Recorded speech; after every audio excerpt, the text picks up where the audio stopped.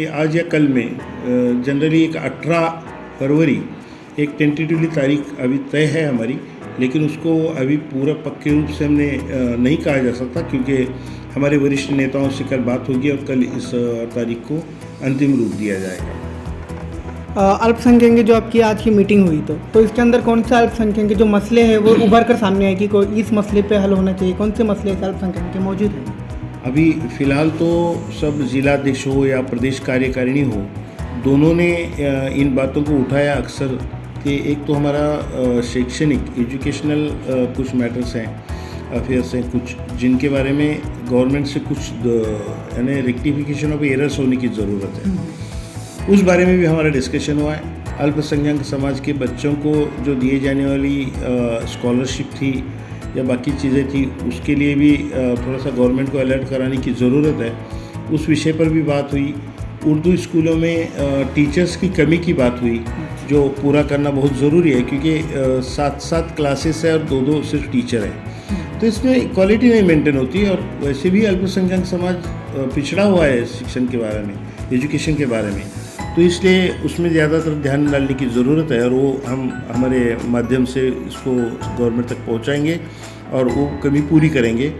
उसी के साथ वक्फ बोर्ड के लिहाज से या वक्फ बोर्ड के रिलेटेड बहुत सारे मसले हैं, उसको भी आज चर्चे में लाया गया और उस पर भी एक अच्छा सोल्यूशन निकालने की बात हुई है।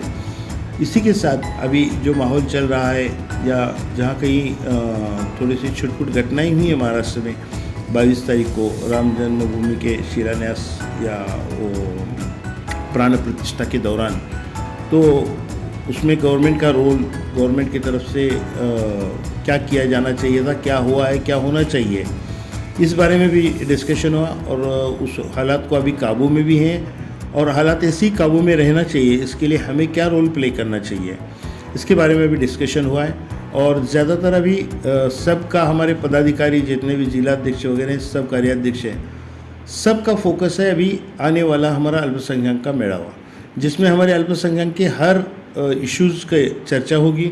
और हमारे वरिष्ठ नेता आदरणीय अजीत दादा पवार, हमारे सुनील तटकरे जी और हमारे राष्ट्रीय कार्यकारी अध्यक्ष जनाब प्रफुल्ल पटेल साहब, इन तीनों का मार्गदर्शन हमें उस मेला में मिलेगा और वहाँ बहुत सारे इश्यूज़ पर बात होकर बहुत सारे इश्यूज़ का समाधान भी मिलेगा। इसलिए हम अल्पसंख्यक मेले को एक आशा के रूप में देख रहे हैं। इधर सर एक आखिरी सवाल मेरा आपसे रहेगा। अभी जैसे आपने बताया कि एक पहले उर्दू स्कूल का था, उसके बाद में वक्फ बोर्ड का था, बराबर।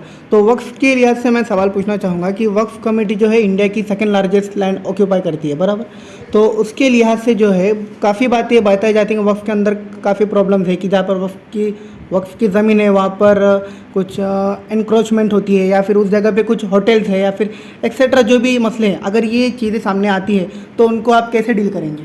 अभी हमारे सामने जहाँ किसी ज़मीन, वक्फ की ज़मीन का जो इशू हमारे सामने आता है, उस इशू के संबंध में ही हम वो अधिकारी से बात करते हैं और वो इशू को सुलझाने की कोशिश करते हैं। जनरल इशू अभी भी हाथ में हमने ले लिया है क्योंकि हमारा संगठन अभी तक पूरा नहीं हुआ है। अच्छा। संगठन अभी पूरा होने जा रहा है। अभी 4-5 दिन के अंदर हमारा संगठन को फाइनल मिलेगा, फाइनल हो जाएगी, उसको फाइनल अप्रूवल मिलेगा।